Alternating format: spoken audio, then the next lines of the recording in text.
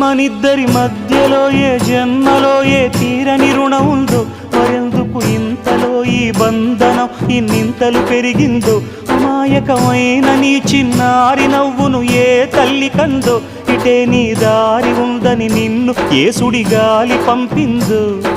పాపం పుణ్యం దేవుడికెరుక, పేదకు దొరికిన బంగారు కణిక, పాలు వెన్నా లేవని అనక ప్రేమను తాగి పెరగవెసిలక.